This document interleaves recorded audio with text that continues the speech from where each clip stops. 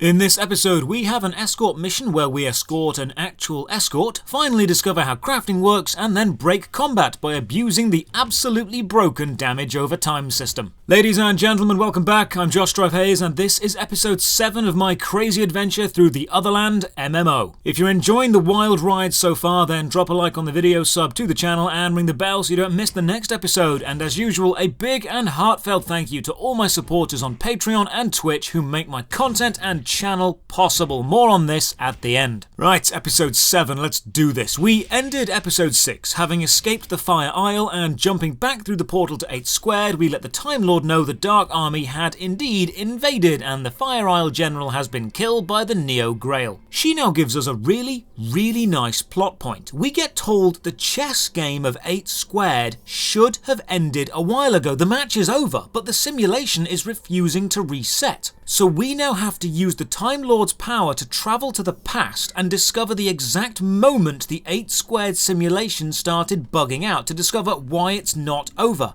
I really like this idea for a story. The Time Lord opens up a portal that will take us to a backup version of the world, a cached game state, and we can explore around and see what happened. We are taken to the front lines of a conflict between the Red Army and the White Army, and as awesome as this area looks, now another awful design optimization choice. We need to talk to the Red Bishop to carry the plot on, but we need to talk to him 5 separate times. The game can't just have all of this in one interaction, it needs 5 separate conversations, and every conversation ends and must be restarted, then ends and then restarted. You do not need this many conversations for one plot point. So the Red Bishop has a plan to defeat the White Army, and as we have no morals or allegiance either way, we agree to help out. His first plan is to train his attack beasts to eat the enemy soldiers. And this means getting them accustomed to the eating of flesh. So we go and kill 15 boggarts and then feed the corpses to the beasts. Okay, starting off rather dark, I see. Let the bishops know the beasts are suitably fleshed up, and now he says, cool, go and set fire to the enemy's supply of hay and scare the horses away. Damn, this Red Bishop is brutal, but okay then. On the walk to the White Army camp, I see another crafting station, and after talking to some Discord people, I've discovered how crafting works, and the issue with it is just stupid. When you open the crafting interface, you can't select anything, because the window opens wrong. See how it looks flush to the screen like this is how it's meant to open? Well, it's not. If you click and drag the window to the right, you'll now see the list of recipes and stuff you can make. Who on the original design team was responsible for the default window position in the game? They made the skill trainer a tiny box in the bottom right and the crafting window clip off the screen and look useless and confusing. From what I've been told, you can earn basic recipes from killing enemies, then better ones from world quests or challenges, and the best come from dungeons. And as I'm still leveling, there's not much point in making anything yet, but I will use this system in the future, because it's actually quite a clever system. You get to choose what you want to make, then what level you want to make it at, then what stats you want it to have, then how much of each type of soma you want to put into it. And the better you try and make the item, the higher chance there is of it failing, which means it's a risk versus reward system that you're in control of for how good the item you might make is. I like this, it's clever. This also means instead of selling everything, I can now decode my extra items for some more soma, so all equipment is now being recycled. Look at me, being all responsible and green, save the planet and all that. After my saintly few minutes of recycling my old weapons into responsible soma and reducing the waste in this precious and beautiful world, I get back to setting the hay bales on fire and terrifying the horses, because balance must be restored. Remember, we're not on anyone's side here. The horses are suitably scared of the fire and gallop off, and then I bump into another player, MSY, who runs off and then crashes. Seems I still have the power to make other players crash, which still makes me feel very powerful. Let the bishop know the horses are scared, and he says it's not enough. We must now go and wreck the White Army camp, destroy their food, weapons, and skilling resources. Damn, dude, you are going full on scorched earth here, aren't you? So off we go, and despite the White Army base being surrounded with soldiers, not one person tries to stop me going in. No one questions me. No one says, hey, that's the guy who burned the hay. They just let me waltz right in. Honestly, White Army, if this is your attitude toward war, then you kind of deserve to lose. Only issue is, I find the quest items but can't interact with them. Pressing F does nothing, which usually means one thing, and yep, it's a server crash. The Otherland Discord says it's a full server restart, and honestly, they must hate me. The 8 squared map can't handle many players, and as it's the biggest map and many people are now trying the game, it's crashing every other day. When it's back up, this strange glitch. The title screen says I'm logged into 5 Isle, that's the water or fire village, but I'm definitely on 8 squared, probably a naming issue somewhere. Back in, we return to wrecking the camp, which is easy in some parts. The resources are all highlighted with the quest symbol, but the food and weapons, they are not highlighted at all. You've got to search for them. It's the bags of rice on the table, and the blades down by the blacksmith. With the camp suitably mangled, we head back, and on my way, I'm attacked by a blood-clawed hoe, which I think we can all agree is definitely the most dangerous form of hoe. And yet, oddly, not the last hoe we'll meet this episode. The Red Bishop is almost satisfied, and for the final move, sends me to meet the secret agent in the Red Fortress, his special weapon against the White Army. So the Red Fortress is amazing. Ornate Gothic towers rising high into the blackened sky, red neon glow framing the occult monastery. The settings and set pieces and scenery of this game really do blow me away. Part of me still thinks this game is just a giant museum of in-game art assets, and if it was, I'd still enjoy it. In the Red Fortress, we meet Mona the Spy. She is an actual prostitute, and her plan is to seduce the White Bishop. The theory is the White Army pull their strength from purity and honour, and if the White Bishop succumbs to temptations of the flesh, the rest of the army will lose faith and just give up. You know what, it's no more dumb than luring the mayor out of her house with a giant present, and that worked, so let's do this. The quest now requires me, and I can't quite believe I'm saying this, to escort the escort through the Red Army camp and protect her from the horny red soldiers who can't help but lust after her. I'm not making this up. You see, some of the soldiers have hearts floating above their heads, and we have to guide Mona around the camp, weaving through the lusty boys like a penis-based slalom course. After a few minutes of carefully navigating Mona through the maze of Dick, we reach the White Bishop and present one prostitute, and the next event is just brilliant. The White Bishop is a man not so easily bought, and not only is he able to resist Mona's sexual charm, his resolve is so strong he actually converts Mona into a nun, and brings her into the White Army. Oh, what an absolute brilliant way of asserting dominance. Full on Age of Empires 2 wallololololling Mona over to your side. He now gives me some shoulder pads that make me look like a car. The questline now has us working with the White Army, because remember, no allegiance. The Bishop asks if we want to atone for our sins. I say no, and the quest just stops. Games, stop doing this. Don't give me a choice if the choice doesn't mean anything. You have to say yes here to continue the plot, so why do you give me the ability to say no? The White Bishop says he will forgive us for our sins if we help the ones we have harmed, so now we set off on a journey of atonement. The nuns, up until recently the prostitutes, need me to gather some bandages and help the wounded soldiers. But in a compassionate touch, we're actually helping soldiers on both sides, because medics are pretty chill like that. We grab the bandages, start helping people, and the game crashes. Again. Seriously, if you're thinking of downloading this game, be ready for it to crash. A lot. Back on in, we carry on helping, but now the F to interact isn't working. I guess this was a crash bug, so we abandon the quest, restart, grab the bandages again, and off we go. I know this video series has made the quests look at least somewhat smooth, but honestly, I have had to restart a lot of quests. Healing both sides is kinda nice. Reminds us that the simulation is indifferent to us and we are indifferent to it. We just need to find Orlando and figure out why the chess game broke. Remember, we're in the past right now. With the soldiers healed and the nuns happy, I now go and apologise to the pawn soldier for training those beasts to eat him and his friends, and he's obviously not super thrilled it was my fault, but says if we go and calm down some of the beasts, he will forgive me. This means collecting some spirit bloom plant and using it to calm the aggressive beasts. Okay, now finding spirit bloom is just infuriating, because it is a tiny flower not marked on the map and not highlighted in any way, and it doesn't grow in clumps, so it's hard to spot, and it takes me about 10 minutes to find one of them. So thank God it respawns quickly so I can just farm this one. Seriously, anyone who's done this quest will know my pain. One thing that does make this quest quite a bit harder, and this is a mechanical bug that will work in our favour later, is the absolutely broken way way this game deals with damage over time effects, or dots. You see, normally a damage over time will hit you for a small amount of damage every few seconds, but somewhere deep in the code of this game it has broken, because every damage over time effect doesn't hit you every few seconds, it hits every few frames. And these beasts have a rather powerful dot attack, and if I get hit by it, my health just goes. It gets ripped through at light speed. This is the same as the assassination grenade that killed me, but they use it all the time.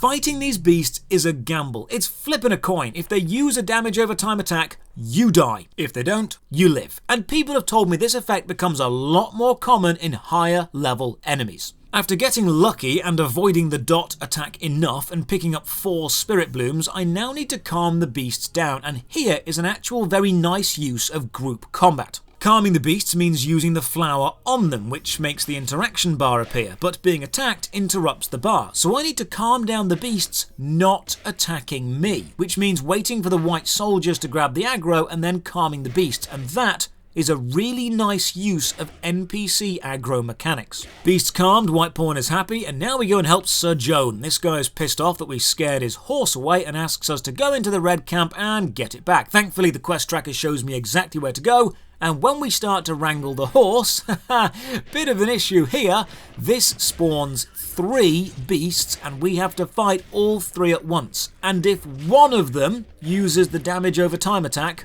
I will die, no questions asked. This means I have to restart this quest about 4 or 5 times until I just get lucky enough that I'm able to burn all 3 beasts down before any of them use the dot. This mechanic is getting really tiring and it's going to get so much worse. Tell the bishop we've helped all the people, and he now says go to the blacksmith in the white base and clean up all the mess we made earlier. I quite like the story symmetry of being responsible for a situation and then being told to fix it. The blacksmith wants us to collect some ore from the floor around the camp, and then a really nice touch happens. In the narrative, it's probably around this time that the bugs start appearing in the game code, which cause the game to not end. And as we do this, small enemies called bugs actually start to spawn in around me. If this is a very meta way of nodding to the bugs in the code, then I love it. Hand in all 15 bits of ore, this area really is very heavy on fetch quest, then go back to the old white bishop, dying on the way to the unavoidable, unblockable dog damage over time because the game likes to remind me I'm not all that. White bishop is happy and now suggests we all have a conversation, me, him and the red bishop, get a nice calm dialogue going and solve this battle. He then does the stupidest walk ever. There is no way this was motion captured because no one in the history of the world has ever walked like that. The conversation between the red bishop, who is totally okay with eating people, and the white bishop, who is pure enough to convince a prostitute to become a nun, goes about as well as you'd expect. The red bishop says the red queen was assassinated and they found white knight weapons, so it's clearly the white army, and the white bishop says they don't do assassinations and this is clearly a trick, and then a cool story beat happens. The white bishop says that he can trust us to get to the bottom of this, and he makes us an honorary member of the white army, which changes our in-game coding in the past. We let the Time Lord know this, and she explains that we can now return to the present, and because we are white army affiliated, we can now walk around the main white army base with no trouble. What a great use of time travel. So back to the present we go. I do have to say the White Army camp is much more inviting than the Red Army camp. This is a much more high fantasy and happy place. We've got lovely medieval Renaissance fair style pointy tents and a sunny blue sky. Wouldn't surprise me if some hobbits or elves just came skipping through here happily. The Time Lord tells us to collect some info on the White Army camp, so we set off to explore. Honestly, this place is just so picturesque. It's like I've walked into a rose-tinted glasses, romanticised version of the past. This is how people imagine the medieval period to be in storybooks. This is the fairy tale version of history, and visually, I actually quite like it. Chat to a white pawn and he sends us to talk to the general of the army. And on the way, just look at that view. Colourful pointed tents, rows of gleaming armoured up soldiers, a sunset over the distant mountain. This is the perfect Hollywood version of what high fantasy should be like. The white general is a surprisingly nice guy and wants us to go and find 5 new recruits he was expecting, so we search around the camp trying to find them. The place is an absolute delight to explore. It's laid on so well. So many little shortcuts and cut-throughs, some old architecture, and brick bridges still standing. It's just a lovely place. The 5 new recruits, however, do not look like battle-ready soldiers. They have clearly had a few too many pies, so maybe we've got some training to do with them. Find all 5 and yes, now we are sent to the training ground to help whip them into shape. And on the way, I pass this lovely waterfall. This is a beautiful sight. I spend some time just staring because I want to admire the view. And then my staring is ruined by the Neo Grail showing up and I get dragged into another world quest. I see this Neo Grail machine, so I attack it and okay, just watch this. There's one ability I've got that I've not been using, because the first time I used it, I remember it being bad, and that's the Bloodstorm ability. I've just never had call to use it again. So I decide to try it out of pure curiosity, and just watch.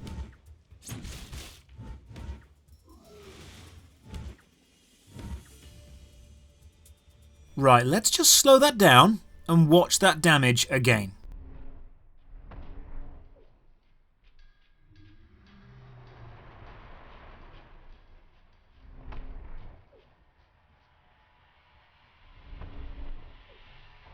Oh my god, wow. Bloodstorm just ripped that thing's HP down. What? Why? How? So I do some digging and this is what I find. Bloodstorm is a skill that places a damage over time effect on the enemy. It's meant to hit them for damage every 2 seconds and this damage scales to your equipped weapon. But it's not ticking damage every 2 seconds, it's ticking every 2 frames. Meaning I'm hitting for critical damage 25 to 30 times in a second. Oh god, this is so broken. This is my version of the grenade or the dog's dot attack. Oh my god, I have never felt such a boost in power. I'm going to use this every chance I get. Over at the trainer, he says the recruits we brought look useless, and I agree, so we fight them to train them. This means I use Bloodstorm on every single fight and just win instantly. This is broken. This is so massively, undeniably broken. After killing them, their training is complete, so now we go back to the general. On my way back, I bump into this guy, a lookout, using a spyglass to stare directly into this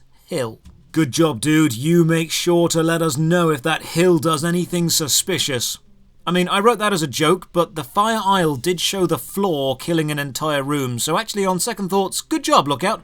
Let us know if the floor starts to get all red and spiky. The General of the Army seems pleased with the progress we've made and sends us to the market to pick up some weapons for the new troops. The market itself is another really nicely laid out zone. I especially love the central circular water feature and the stacked up buildings in the distance. I love when art designers use that really odd old rickety style of making fantasy buildings where the rooms overlap the others. It's strange and I just like seeing it. Ask this knight about the weapons and he says they're in a bit of a pickle, so I should go and talk to the blacksmith. Nothing is ever easy, is it? Mr. Blacksmith is making the weapons for the army but needs us to go and find his 4 assistants. They've randomly scattered around the market area. No direction, so once again it's a case of run around and hope you bump into someone. Doesn't take too long because this area isn't actually that big and now he needs some materials. Like, dude, what were you doing before I got here? You're the army blacksmith. Why do I need to find your staff and supply your materials? What would you have done if I didn't show up? Would you just stand there not blacksmithing? Fine, we go and find the materials, which translates to the gameplay of pick up random bits of junk. We need 10 wood and 10 metal, and they're just lying around all over the place. But oh, this bit of fence is fun, because running sideways into it causes an intense judder. I don't know why, but I spend a few minutes just doing this because Otherland is melting my brain. Bring all 20 bits of junk back to the blacksmith and he tells me it will take some time to make the weapon, so while we're waiting, why don't we go and help his son? Mate, I'm working under the authority of the White General. I don't answer to you, but seeing as the plot demands it, fine, I will. His son is off to the side, up a hill, talking to a busty inn wench, and honestly the best thing I can do to help here is just leave the guy to it. He seems to have all this under control. I am the wingman and I will fly a low holding pattern until he needs me. And when I do approach, the dude runs off. Guess he wasn't meant to be here. So we head back to the blacksmith and find the son hiding. He asks me if I can fix any problem, and I'm like, maybe. What's wrong? The son then explains the girl he was talking to is married to one of the White Knights currently at war, and while the knight is off fighting, they've been hooking up, and the son wants me to train him to fight, so when the knight returns he can challenge him to a duel, win, and therefore get the girl to date him instead. Right, okay, there are all sorts of red flags around this whole situation, and I disagree with pretty much everyone's motives here. Apart from the White Knight, he seems to be the victim in all this, but I keep reminding myself it's just a simulation and we are here to find Orlando, so okay, I guess we are training this guy to steal someone's girl. Over in the duel arena, our lessons begin. We fight, and due to the unbeatable damage over time, I win. Fracco, that's the dude, refuses to accept this, and we fight again to much the same result, except this time he just A-poses and fades away. Most quest enemies A-pose and fade away, actually, and it's always amusing. Realizing he is bad with a sword, he decides to try a bow instead, so we skip over to the archery range and he gets shooting. While here, a pawn calls us over and says, I couldn't help but overhear about the training, and he knows of a magical weapon designed to train weaklings into valiant warriors. If we want to know more, we should chat to the bishop. Oh, I absolutely want to know more, so off we go. On my way to the bishop, slight disappointment, I run up these steps because I want to see the view from on that wall, but no, invisible wall blocks me. These are just decorative steps, they don't actually lead anywhere. The monastery is also not in the obvious direction. Following the quest arrow actually traps you in this little cul-de-sac area. You have to double back on yourself and run what is essentially the wrong way for a while before you can get there. The bishop knows of the weapon, but as a man of the cloth, he cannot condone violence, so he sends us to the quartermaster, who is a man of the stick and has no such problems, but he does need a favour first. The quartermaster's wife breeds and sells miniature animals, but he opened the pen and let them all out, so we need to go and round up 8 tiny pigs, 8 tiny sheep, and 8 tiny cows. I am convinced this was just an excuse for the designers to put in tiny animal assets. The landscape of this game truly is amazing. Most of my recorded footage is just me spinning the camera around on various vistas to chronicle how this game looks.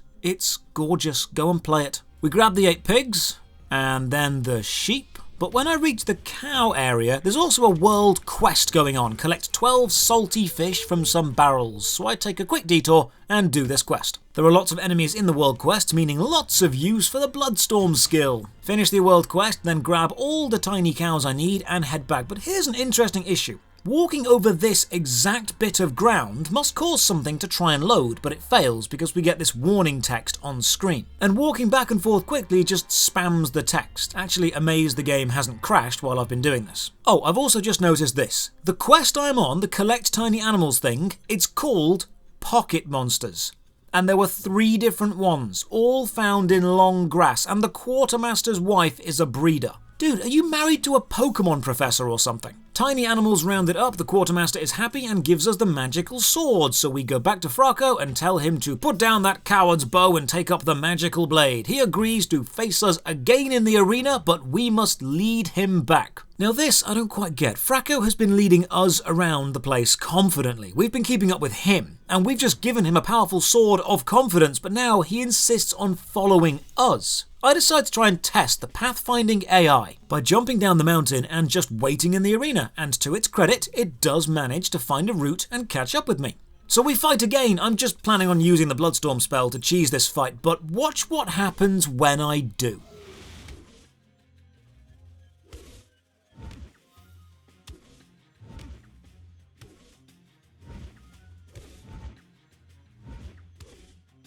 So, either Bloodstorm glitched out and got Fracco stuck on 10 HP, or it's not meant to be a short fight and works on a timer, but did you see the amount of damage I should have done? That is beyond broken! Eventually, I do win the fight, and the quest ends with Fracco very impressed with how long he managed to survive and considers it a victory and says his dad the blacksmith is probably done with the weapons by now. So we head back, and we never get to know if Fracco did defeat the knight in the duel and win the heart of the busty inn-wench, I guess. In a way, we'll never know. The blacksmith has finished the weapons, so we can take those to the knight who wanted them, and the knight asks a favour. God, I really am just everyone's messenger boy, aren't I? He says there's an outpost they've lost contact with, and I need to go through the portal and investigate, so off we go. Oh, remember the world quest I did earlier, the one with salty fish? I got the gold ranking. which gives me a box, and inside the box is a superior recipe. I will collect more of these as we go. Right, off to the outpost. The outpost is in pretty bad shape. The local pawn tells me the Red Army have been attacking with artillery for days and everything is damaged and in danger, so I should report to the White General who's in the middle of the camp. Why? Why is the General of the Army in the place that's being bombarded with artillery? This is the worst place he could be. Anyway, we catch up with the White Army General and now it all gets a bit complicated. The General tells us that he believes there is an extreme loyalist faction within the White Army who firmly believe the White Queen has been captured and the White Army is actually being led by Dark Army spies. Remember, we now have 4 factions within 8 squared. The White Army and the Red Army, who are the chess battle, the Dark Army, who are the invading Neo-Grail, and the Barbarians, who are just chilling on their own and are so far my favourite faction. The General wants us to infiltrate this extremist group of White Army soldiers and help defeat it from the inside, and asks us to talk to the blacksmith to get the whole plan. The blacksmith tells us the extremists are called the Royalists, and they've been sabotaging the White Army from within because they think it's the right thing to do. Now, to join the Royalists, we need to do something a bit sabotagey ourselves to get their attention and their approval. So he suggests blowing up his forge to gain their trust. We are going to blow up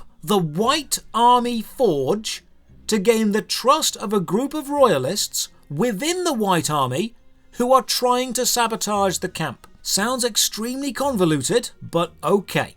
So we chat to the engineer, this strapping guy with a terrific hat, and he says blowing up the forge will take a rather powerful bomb, so he sends us to collect 10 bits of scrap metal found in junk piles around the river, which takes a while because we keep being attacked by bandits, and then we need to go to the actual artillery battlefield to collect 15 bits of shrapnel from the catapult ammunition. This is also the start of the stupidly grindy gathering bit. With all the metal found and the engineer able to make a bomb, we now chat to the alchemist, who says an explosion alone won't break the forge. We need some chemical help and sends us to pick 6 flowers. That's right, a giant bomb won't damage the forge, but with the help of flower power, or the corrosive power of the flower juice, we will be sorted. Hand the flower juice back and the alchemist now wants the blood of the Bandersnatch, so off we go killing it. I'm just rushing through this part because there really is no accurate way to explain how grindy this gets. The Bandersnatch isn't even big or impressive, it's this weedy looking model who dies in a few hits. It's very disappointing. But on my way back, my pedant sense goes off and I notice something specific. The alchemist has a name, YTHRG,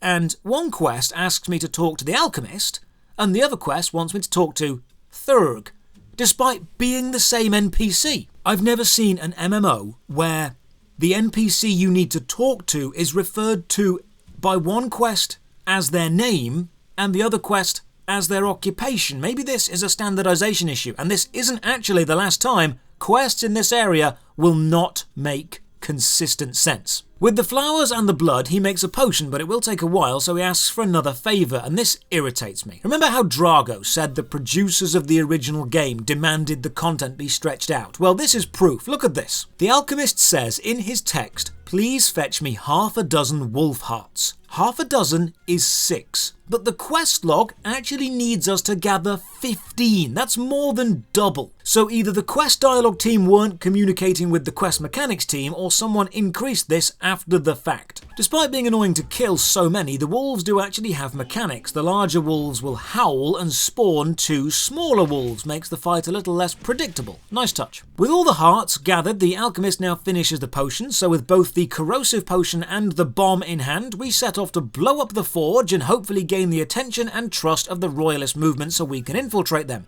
Do you want to watch the amazing forge explosion? Here you go.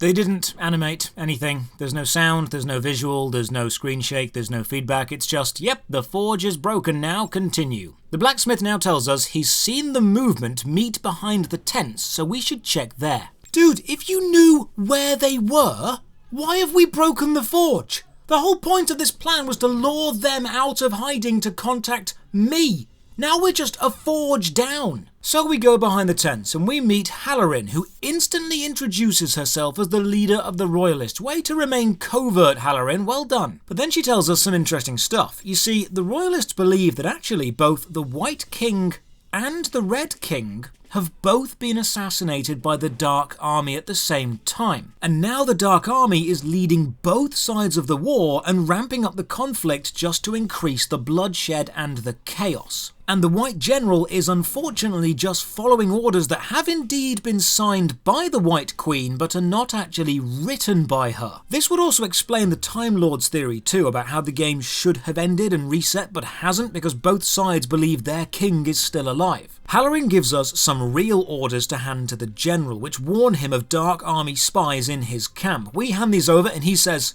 "Dark Army spies? In my camp?" It's more likely than you think. So how do we find these Dark Army spies? We ask people if they're Dark Army spies, and some of them say yes. Wow. Okay, I've never been to spy school, but I'm gonna guess day one, lesson one is, if someone asks you, are you a spy, you say no.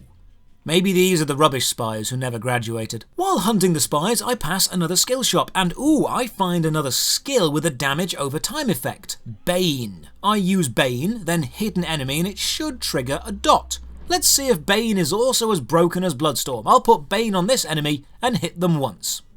It does take a second to trigger, but yes, it's absolutely just as broken. All hail the unstoppable dots. Report to Halloran that we found all the spies and she was right, and she now says unfortunately the next step is to kill the White General, because he will blindly follow any order with the Queen's signature even if they are terrible, and I've just completely given up even trying to have a moral compass. So fine, let's do this. The Royalists lure the General to the field outside of town. They are not strong enough to kill him, but we are, so we fight and the General dies, and I can't help but feel a little bad. This means the Fire Isle General was killed by the Neo Grail, and we've just killed the White Army General along with the Boggart General and the Mayor of the previous village. I think it's a safe bet that if we meet an NPC in a position of authority, they are probably going to die, likely by my hand. With the General dead, I let the Bishop at the camp know, and he's surprisingly chill with this whole thing and agrees that it was for the best. So we report to Halloran and ask what we should do next for the good of the realm, and we get ambushed in an actually good ambush. Multiple enemies spawn in at once, friendly NPCs get involved too, and most importantly, I wasn't expecting this. Good job, game. See, sometimes less is more. Fewer ambushes mean when you do use one, it has impact. Halloran says they've been sending scouts to the mausoleum and they've not been returning, so we should go and check that out. It is one hell of a walk away, but eventually we reach this bridge with 2 white knights guarding it from zombies. We chat to one of the knights and he tells me to go and report to the White General at the mausoleum camp. What do you mean? The White General is dead. We killed him. Just now. It was a major plot point. It was part of the storyline. The same quest line we're on right now. How is he alive again? The mausoleum area is all grayscale and dark and depressing and awesome. We run up and over this very heavily defended bridge into a makeshift camp, and yeah, there's the White General. Exactly the same model. Same dude we killed, just back alive again. I'm also going to guess he was meant to be standing behind the table and leaning on it, but they've put the model a little too far forward and now he's just standing on it floating in the air. Okay then. The General tells us that zombies are rising from the graves and we should talk to Dr. Bombastus. Firstly, Dr. Bombastus sounds like a house DJ from the 90s, and secondly, how are you alive? Did the writers just forget what happened 2 quests ago? Did the writing team just change halfway through this quest chain and nobody bothered to read the previous quests? What's bothering me so much is how it's the same character model, which means if the General does die and this is another dude, do they just promote the guy who looked most like the previous General? Is that how the hierarchy works? If you lose someone, you just promote the person that looked similar to that position so other people don't get confused? Well, whatever. I guess the General is alive again. So we go and talk to the good doctor, and they've captured some zombies in cages behind them, and we need to see what happens when we use some potions on them, and we have to do it because the doctor's afraid of being attacked. And using the potions does indeed make a zombie attack us, so probably the right call from the doctor there. Now we're sent to find the doctor's assistant who was off picking some flowers somewhere. Seriously, that is the reason that is given. And on the way we have to fight 10 zombies because padding out the content is essential. Now the general ambience of this area is lovely, and it's going to get even better in a few minutes because what I've come to really admire about Otherland is how it's created so many different feelings. You've got the high-rise Lambda Mall, the sci-fi futuristic Blade Runner style cyberpunk stuff, the orange glow of Mars, the snowy tundra of the barbarian camp, the high fantasy of Eben Byers, and now the gritty grimdark of the graveyard. This game is an absolute masterclass in creating incredibly varied environments. We find the assistant, I hop on over and oh no. Oh please, no frickin' way, god damn it, how? Why? There is an uneven surface right next to him, 2 angled bits of floor pointing down, right by the wall, and you can get stuck in the falling position glitch. I wasn't even doing anything unusual, I wasn't jumping down a mountain, I literally ran up to a quest giver and got stuck. I can still talk to the dude and start the quest, and starting that spawns 2 enemies, but they don't even attack me. They just stare at me, feeling sorry for me. All I can do is respawn at a portal. Thankfully, the portal is close by, so we reset and carry on, and the quest is just defending the assistant and escorting them back to the base camp. There's nothing too fascinating here. With the assistant recovered, the doctor tells me some of the men have been talking to a zombie, and we absolutely need to go and check up on this. I would say this sounds strange, but I've spent 50 hours in Otherland. This is normal. For you, the day a talking zombie graced your village was the most important day of your life, but for me, it was Tuesday. So in the graveyard we meet Jörg, and he asks us very politely, brains? And we say no, and he's all, oh, I'm terribly sorry, where are my manners? And now some awesome storytelling. Jörg was a White Army commander who was raised as a zombie, but unlike everyone else, he managed to keep his sanity despite the mental anguish that becoming a zombie creates. He describes the process of zombification as like being snuggled up in bed and having a warm blanket pulled off you, but 10,000 times worse. Oh man, Jörg, I know how you feel. That is the worst. He tells us to head into the cemetery to discover the cause of the zombie uprising, and I have to say, the ambience here is just terrific. Huge empty cathedrals, grayscale filters, particles glistening in the air, creepy ambience. It reminds me a lot of the old PlayStation 1 game Nightmare Creatures, another very specific throwback to a game only a handful of people will get. A little further into the graveyard and we get an actually very well done cutscene.